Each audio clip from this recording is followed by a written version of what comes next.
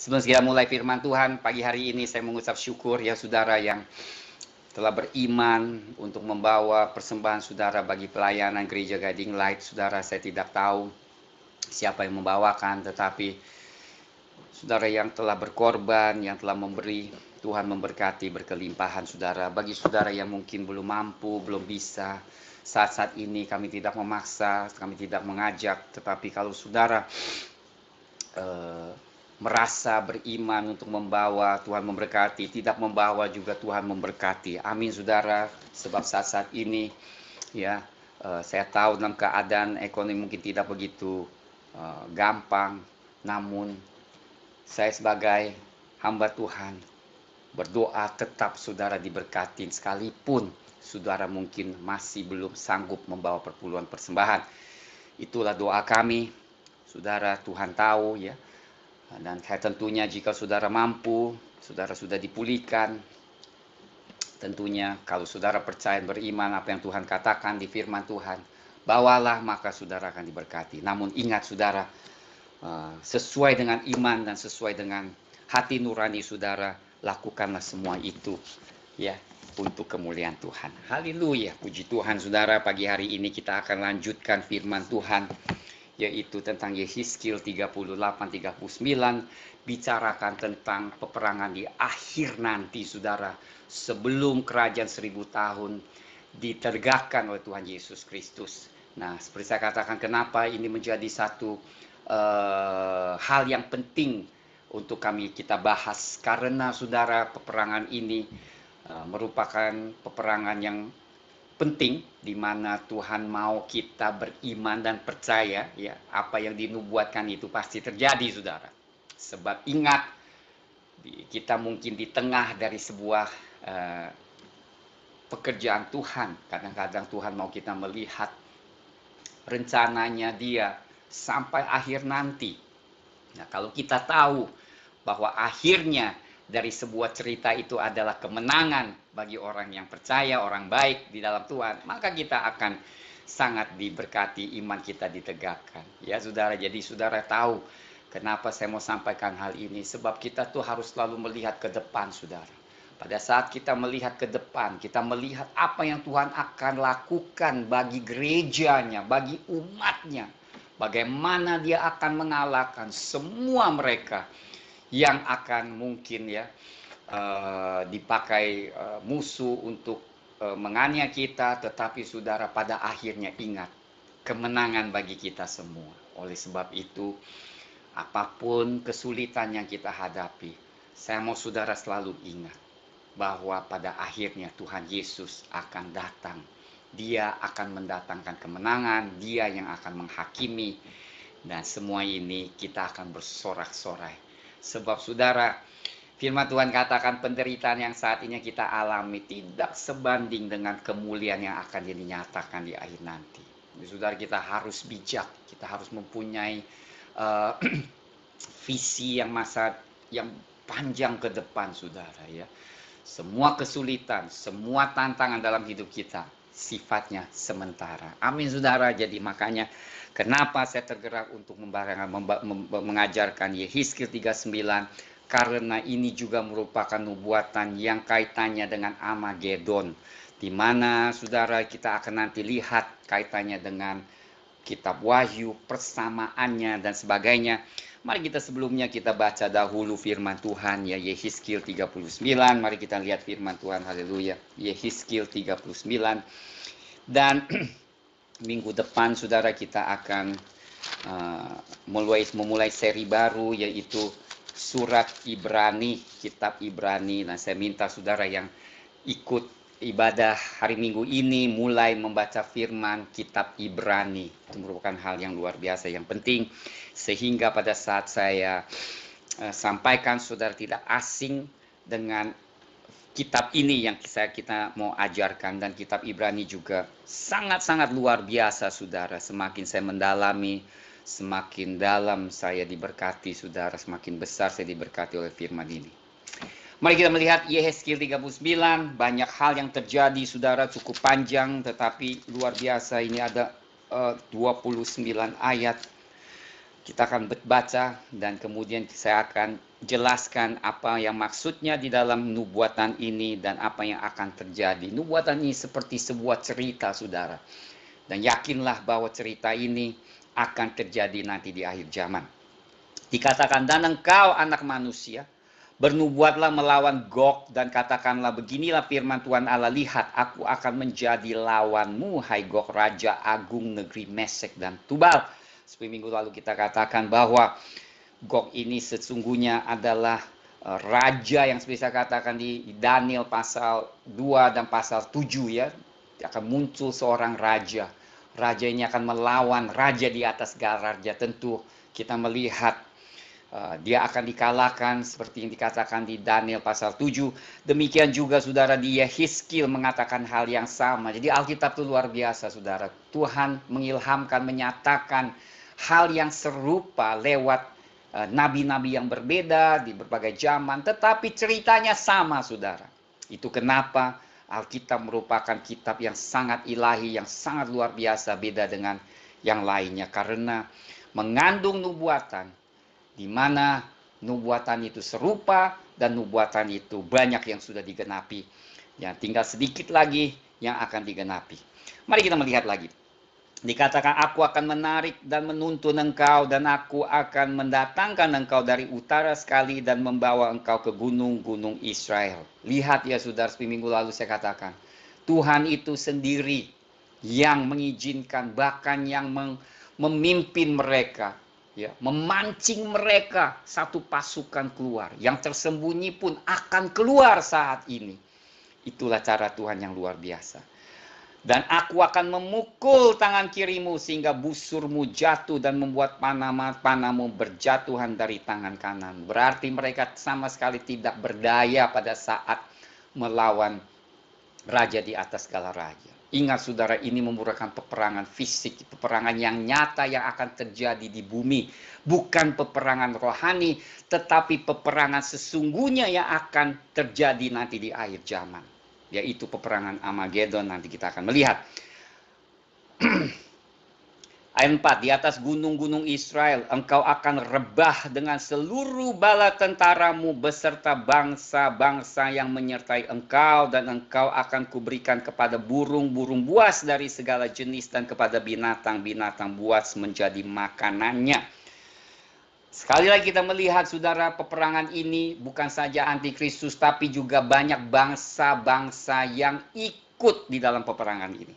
Tuhan Yesus katakan di akhir zaman akan ada bangsa atau negeri-negeri kambing dan domba akan dipisahkan. Nah, ini adalah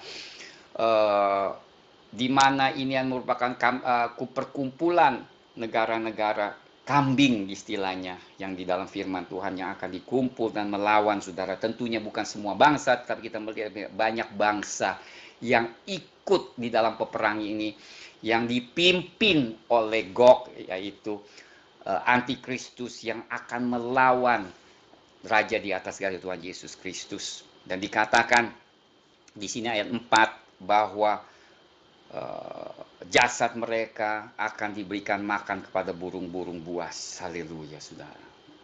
Ayat 5 dikatakan, kau akan rebah di padang sebab aku akan mengatakannya. Demikianlah firman Tuhan Allah, aku mendatangkan api ke atas Magog, yaitu tempatnya ya di Timur Tengah, dan ke atas orang-orang yang diam di daerah pesisir dengan aman tentram, dan mereka akan mengetahui bahwa akulah Tuhan, dan aku akan menyatakan namamu yang kudus di tengah umatku Israel, dan aku tidak lagi membiarkan namaku yang kudus dinajiskan, sehingga bangsa-bangsa akan mengetahui bahwa akulah Tuhan yang maha kudus di Israel.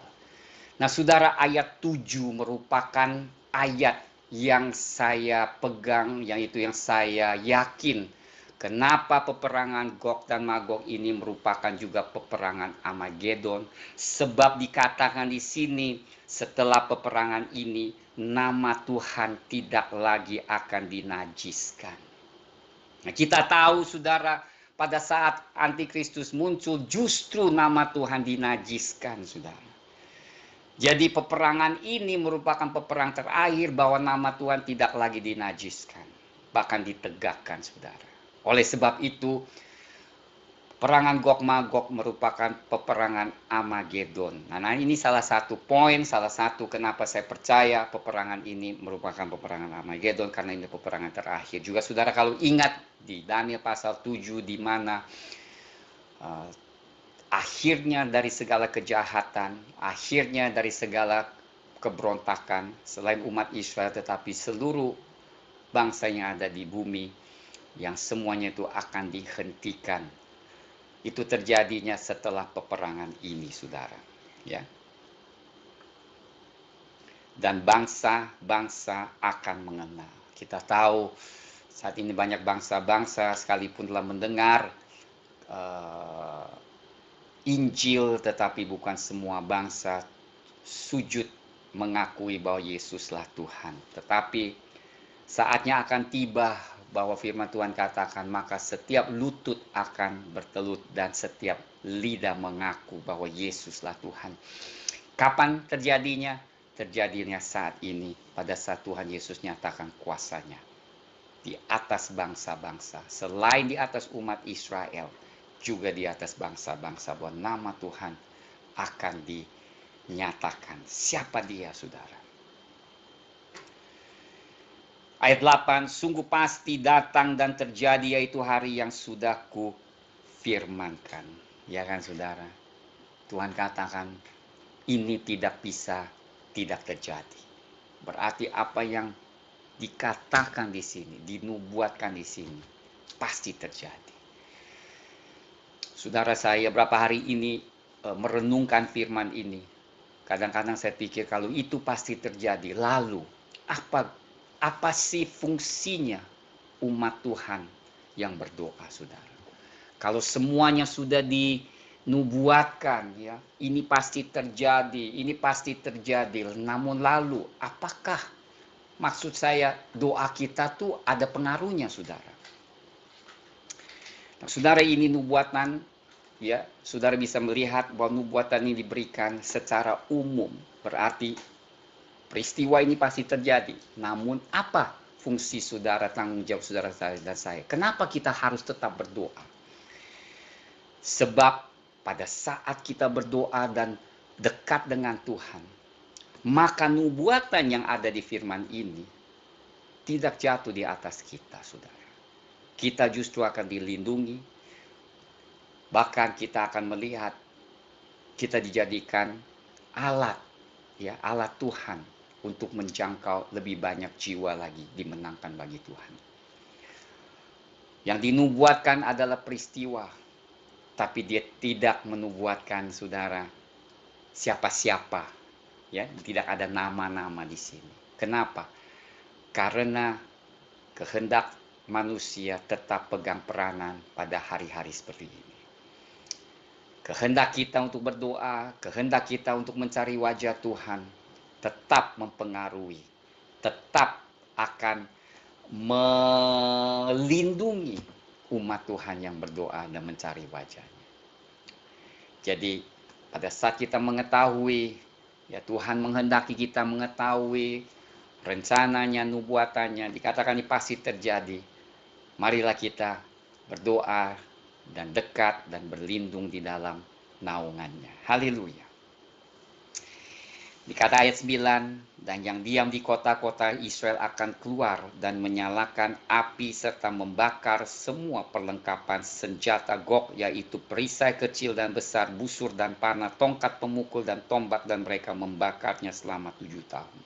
Saudara, ini peperangannya bisa dikatakan skalanya besar sekali, saudara. Apa disebutkan?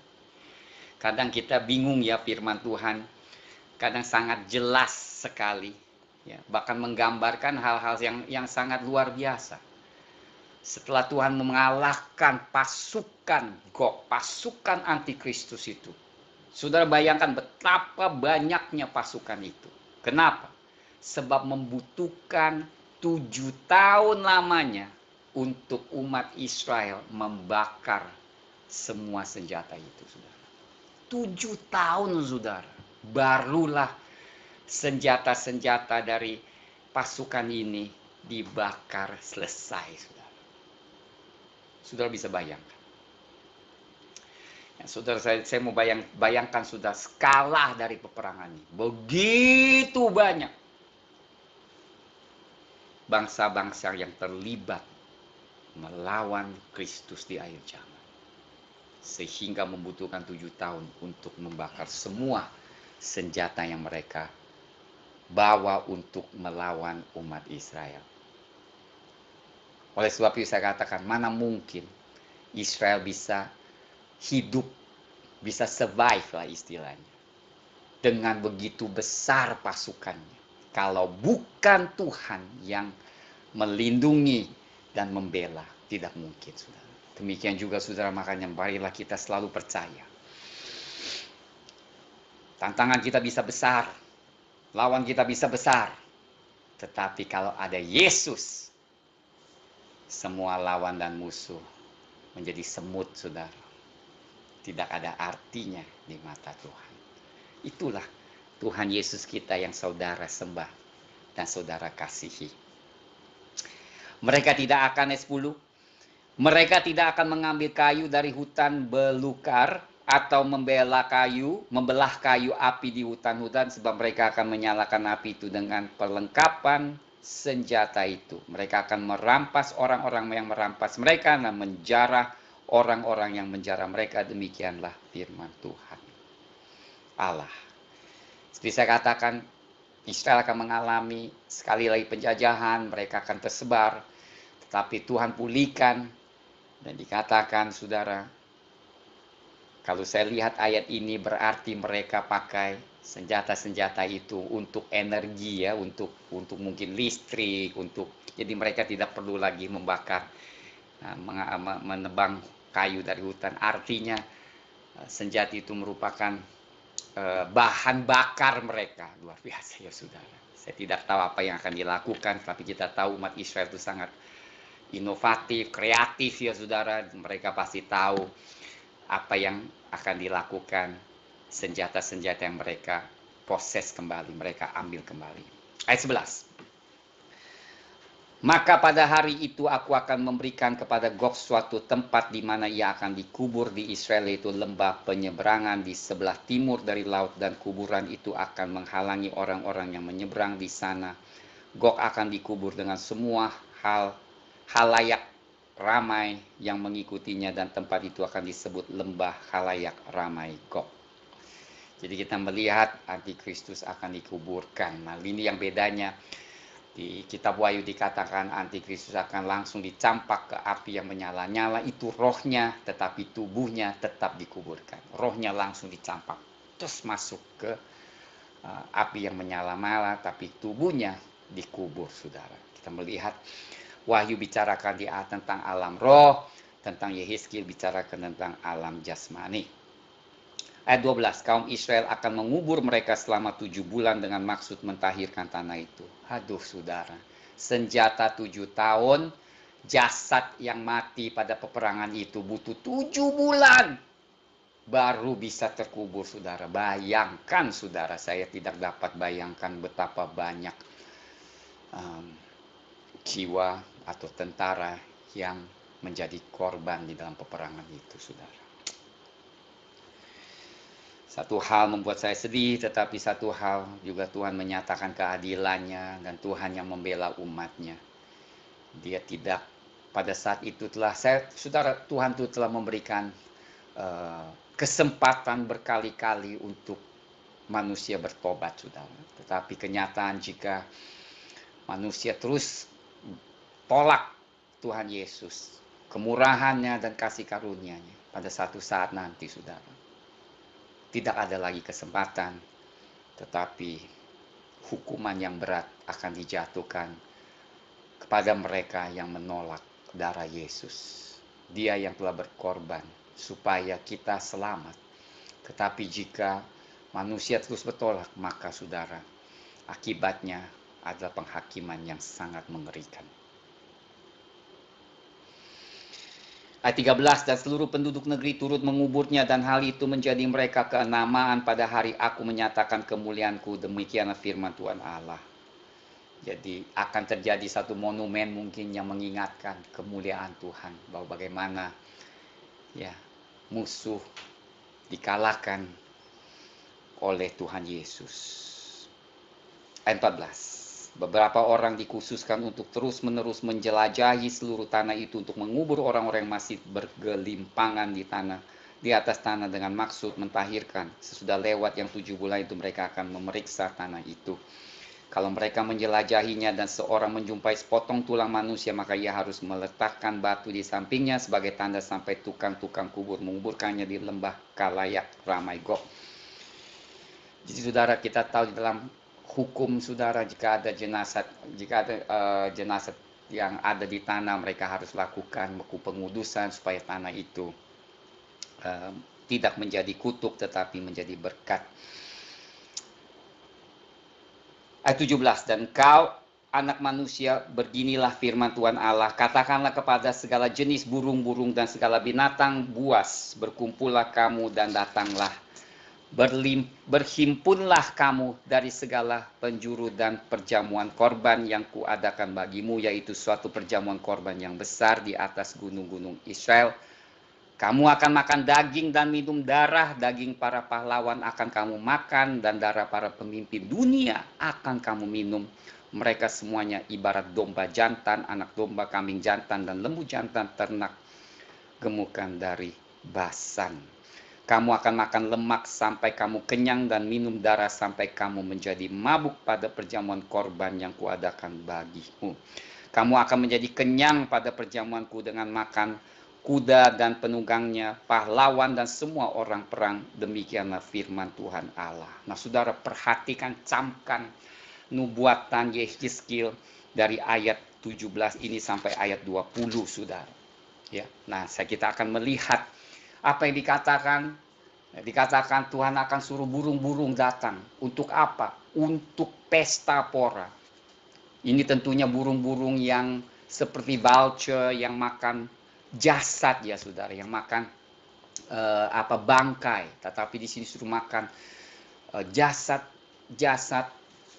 tentara yang menjadi korban saudara. Dan saudara, saya mau saudara perhatikan di Wahyu pasal 19 dengan kata-kata yang serupa saudara. Makanya saya katakan kenapa ayat-ayat ini atau peperangan ini juga merupakan peperangan yang disebut peperangan Armageddon. Mari kita melihat Wahyu pasal 19, maka saudara mengerti maksud saya. Wahyu pasal 19 ya. Yang lucunya juga dimulai oleh ayat 17. Ya, tadi kita juga lihat mulai dari 17, Wahyu juga dari ayat 17. Luar biasa saudara. Jadi kita melihat sama-sama 17 menuliskan hal yang serupa. Lihat saudara ya. Wahyu 19:17 menggambarkan hal yang sama dengan Yehezkiel 39 ayat 17 sampai 20. Apa dikatakan?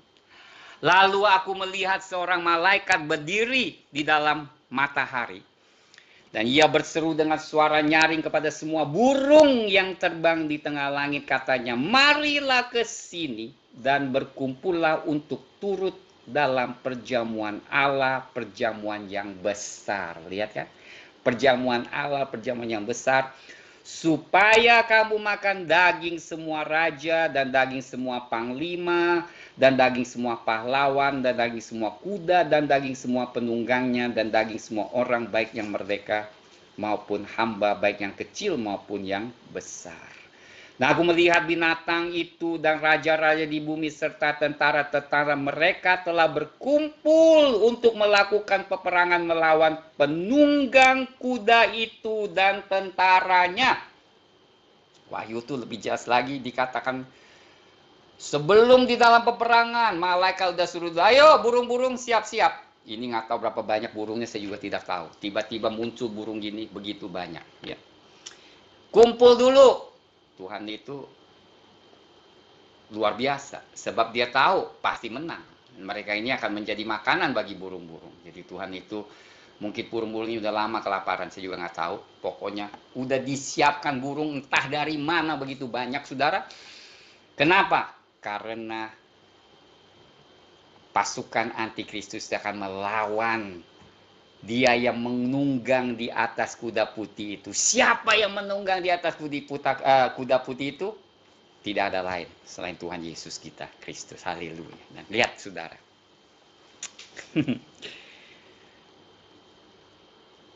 Maka ayat 20, tertangkaplah binatang dan bersama-sama dengan dia nabi palsu. Binatang itu ya berarti antikristus ya saudara ya. Di ayat 20 ini bukan binatang biasa, tertangkaplah binatang itu adalah antikristus. Dan bersama-sama dengan nabi palsu atau Gog ya, yang di Yehezkiel katakan Gog, di sini kita tahu dia adalah antikristus yang telah mengadakan tanda-tanda di depan matanya, dan dengan demikian ia menyesatkan mereka yang telah menerima tanda dari binatang itu dan telah menyembah patungnya. Keduanya dilemparkan hidup-hidup ke dalam lautan api yang menyala-nyala oleh belerang. Dan semua orang lain dibunuh dengan pedang yang keluar dari penunggang kuda itu, dan semua burung kenyang oleh daging mereka. Ya kan saudara. Di Alkitab itu Wahyu, saudara bisa katakan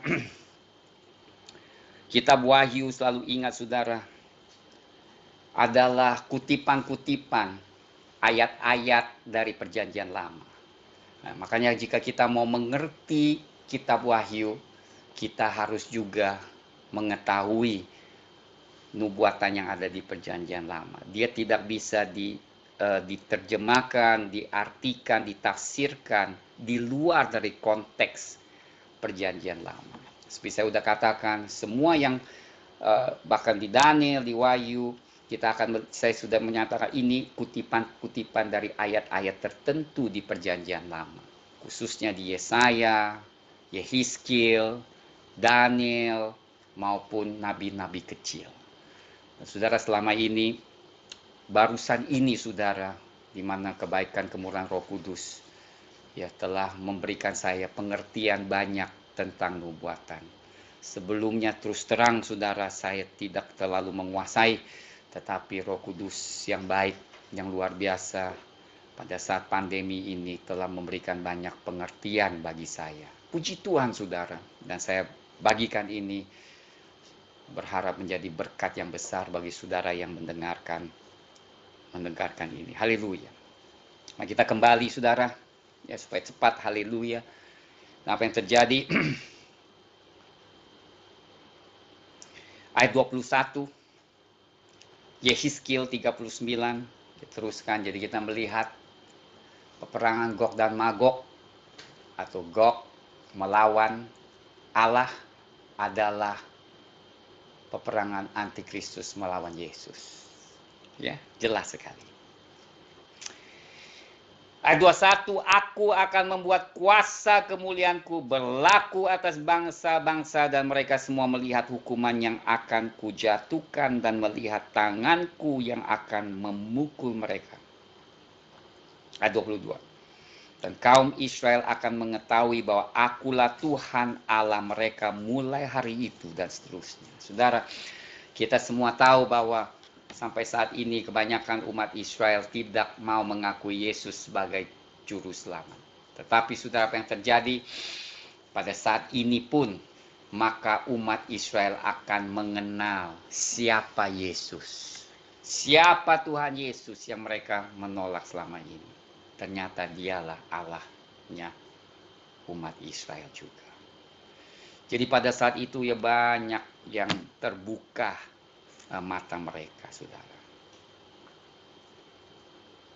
Apa yang terjadi? Lihat ayat 24.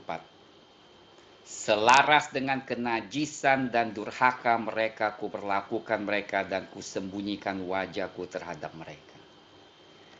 Karena umat Israel terus menolak, saudara, sekalipun mereka adalah pilihan, ya, umat pilihan Tuhan. Tetapi karena mereka menolak dan hidup najis, saudara, di hadapan Tuhan. Kenapa najis? Karena pada saat mereka menolak Mesias Tuhan Yesus, mereka justru mengadakan perjanjian dengan antikristus. menajiskan diri mereka, saudara.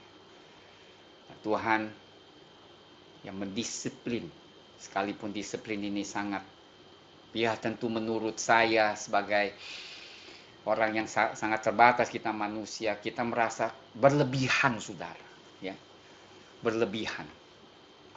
Disiplin ini berlebihan. Tetapi saya tahu Tuhan yang Maha tahu. Segala sesuatu dilakukan penuh dengan belas kasihan Tuhan.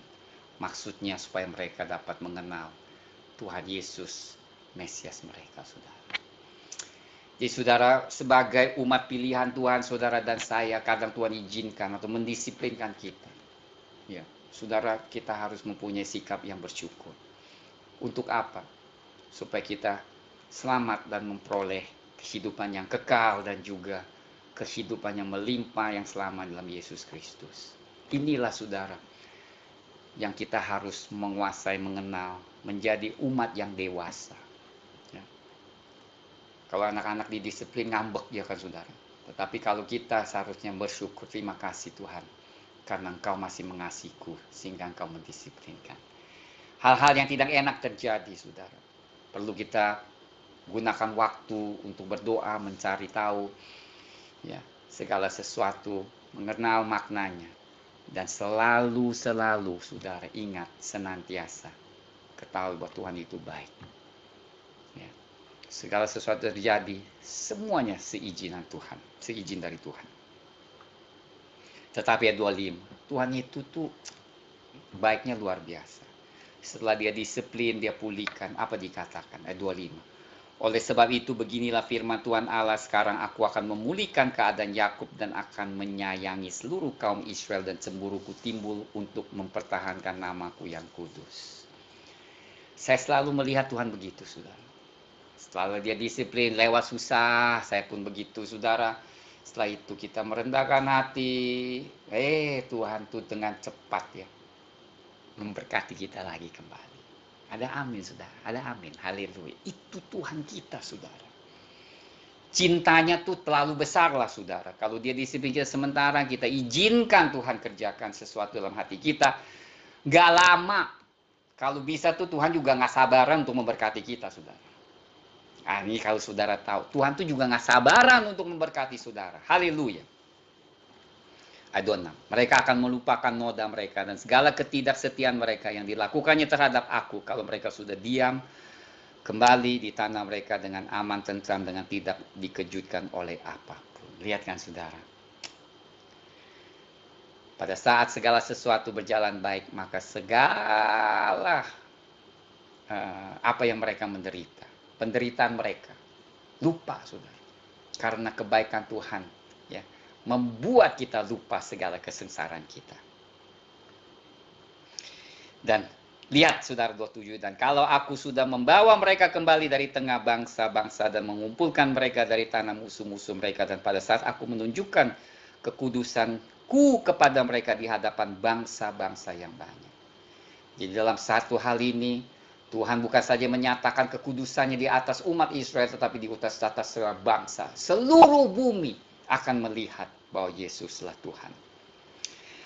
Ayat 28, dan mereka akan mengetahui bahwa akulah Tuhan Allah mereka yang membawa mereka ke dalam pembuangan di tengah bangsa-bangsa dan mengumpulkan mereka kembali di tanahnya, dan aku tidak membiarkan seorang pun daripadanya tinggal di sana. Ini belum digenapi saudara ayat ini. Ini ayat bukan ayat yang di Kejadian. Bukan di dalam ayat pembuangan pada saat umat Israel dibuang ke Babel. Bukan, tapi ini yang akan terjadi sekali lagi. Bahwa umat Israel akan dibuang dan Tuhan akan, tapi yang terakhir, mengalahkan mereka yang menjajah, yaitu antikristus dan pasukannya, dan kembalikan umat Israel kembali dan memberkati mereka. Seluruh dunia akan melihat Yesuslah Tuhan. Aku tidak lagi menyembunyikan wajahku terhadap mereka. Nah saudara, ini luar biasa kan. Kita tahu sekarang kita nggak bisa melihat wajah Tuhan Yesus secara fisik. Ya. Dia sembunyi istilahnya. Dia ada di surga. Dia sembunyikan wajahnya saudara. Tetapi saatnya dia tidak lagi sembunyi. Dia akan menyatakan dirinya di atas bumi. ke atas kaum Israel, demikianlah firman Tuhan Allah. Haleluya. Jadi saya mau sedikit cerita ya di Wahyu apa yang terjadi ya, secara kronologi dengan cepat. Cerita terakhir apa yang terjadi, kita baca dulu Wahyu pasal 16 ya. Ini kira-kira yang terjadi, saudara. Wahyu 16 ayat 12 dan 16. Ini merupakan penghakiman cawan adalah penghakiman terakhir, yaitu sebelum Tuhan Yesus muncul, datang secara fisik ke atas bumi, berperang di Armageddon yang kita bacakan ya. Ini yang terjadi, saudara. Kita baca 12. Malaikat yang keenam menumpahkan cawannya ke atas sungai yang besar, sungai Efrat, lalu keringlah airnya supaya siaplah jalan bagi raja-raja yang datang dari sebelah timur. Dan aku melihat dari mulut naga dan dari mulut binatang dan dari mulut nabi-nabi palsu itu keluar 3 roh najis yang menyerupai katak. Itulah roh-roh setan yang mengadakan perbuatan-perbuatan ajaib, dan mereka pergi mendapatkan raja-raja di seluruh dunia untuk mengumpulkan mereka guna peperangan pada hari besar, yaitu hari Allah yang Maha Kuasa. Lihatlah, aku datang seperti pencuri.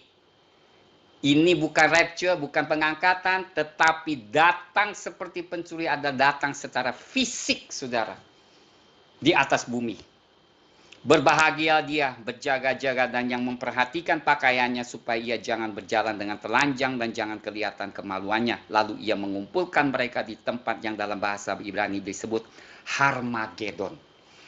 Dan malaikat yang ketujuh menumpahkan cawannya ke angkasa, dan dari dalam bait suci kedengaran suara itu nyaring dari tahta itu, katanya, sudah terlaksana. Maka memancarlah kilat dan meredu, menderulah bunyi guru, dan terjadilah gempa bumi yang dahsyat seperti belum pernah terjadi sejak manusia ada di atas bumi. Begitulah hebatnya gempa bumi ini. Lalu terbelahlah kota besar itu menjadi 3 bagian, dan runtuhlah kota-kota bangsa yang tidak mengenal Allah. Maka teringatlah Allah akan Babel yang besar itu untuk memberikan kepadanya cawan yang penuh dengan anggur kegeraman murkanya. Dan semua pulau hilang lenyap, tidak ditemukan lagi gunung-gunung. Hujan es besar, itu bukan es besar tapi hujan api ya, seberat sekali 100 pon jatuh dari langit menimpa manusia, dan manusia menghujat Allah karena malapetaka hujan es itu sebab malapetaka itu sangat dahsyat. Jadi begini, saudara, setelah malaikat itu menjatuhkan penghakiman cawan yang keenam, apa yang terjadi? Sungai Efrat itu menjadi kering. Saudara, itu adalah sesuatu yang Tuhan sengaja lakukan lewat cawan itu. Kenapa? Seperti saya katakan, dia memancing antikristus dan pasukannya untuk keluar. Pada saat sungai Efrat itu kering, dikatakan iblis mengutus 3 rohnya. Ya, berapa roh saya nggak tahu. Roh tadi dikatakan seperti katak. Nah, inilah yang menghasut kepala-kepala negara untuk gabung dengan antikristus yang tadi kita katakan bangsa-bangsa. Ini cara mereka. Nah, ini utusannya itu memiliki kuasa juga, mukjizat, meyakinkan kepala-kepala negara dan bangsa itu untuk berperang melawan Kristus. Maka dibuka jalan, saudara. Tuhan yang buka jalan. Sungainya dikeringkan sehingga mereka bisa menyeberang dan melawan Kristus. Lucu ya, saudara. Tuhan tidak menghalang. Tuhan bilang, silakan, silakan datang. Mari maju semua. Di situ Tuhan menyatakan kemuliaannya. Di peperangan Harmagedon, maka segala yang jahat diadili. Kemenangan bagi Tuhan Yesus Kristus. Haleluya, amin. Inilah cerita di akhir ya. Jadi saudara, ingatlah selalu bahwa di akhir dari semua peperangan Tuhan Yesus menjadi pemenang. Ada amin, puji Tuhan. Demikian saudara, seri-seri akhir zaman sementara sampai di sini. Saya harap menjadi berkat dan pengetahuan ini menjadi satu hal yang penting bagi kita semua. Dan saya mau mendoakan saudara, haleluya, bagi saudara yang telah setia mengikuti ya pelajaran ini merupakan hal yang penting saudara. Saya tahu ada hal-hal yang mungkin sulit untuk dimengerti, tetapi saudara, saya mau saudara ketahui bahwa ini merupakan firman yang juga amat penting dan mungkin tidak banyak diajarkan, disampaikan, tapi menurut saya merupakan firman yang penting bagi kita, khususnya pada saat ini. Mari saudara, kita akhiri ibadah pagi hari ini, dan saya memberkati saudara di dalam nama Tuhan Yesus. Mari saudara, angkatlah tangan, terimalah berkat saudara. Bapa Surgawi, kami mengucap syukur dan terima kasih, haleluya. Firman-Mu ya dan amin. Dan kami belajar saudara apa yang akan terjadi, tetapi kami juga bersyukur. Bagi umat-Mu yang dekat dengan-Mu, segala sesuatu terjadi tidak akan mempengaruhi kami saudara. Tidak mempengaruhi iman kami. Tetapi kami mau taat sampai akhir saudara. Kami menjadi pendoa-pendoa, haleluya, yang membebaskan kami dari segala bencana. Karena kami telah ditetapkan tidak mengalami murka Allah. Kami bersyukur dan Engkau memberkati umat-Mu. Saat-saat ini Tuhan, kami butuh pertolongan Engkau. Biarlah iman kami diteguhkan dan tetap bersyukur dan tidak mengeluh. Tidak bersungut-sungut, tetapi bersyukur. Saudara, angkat tangan. Tuhan memberkati engkau, melindungi engkau, menyinari engkau dengan wajahnya dan memberi engkau kasih karunia. Tuhan menghadapkan wajahnya kepadamu dan memberi engkau damai sejahtera. Berkatilah Tuhan pekerjaan tangan mereka. Jika mereka menabur, Tuhan engkau sendiri yang memberkati dengan berkelimpahan. Baik secara roh yang berdoa, engkau akan melimpahkan kasih karunia. Yang memberi, engkau juga akan melimpahkan berkat yang besar. Di dalam nama Tuhan Yesus. Amin. God bless you. Tuhan memberkati. Amin. Haleluya.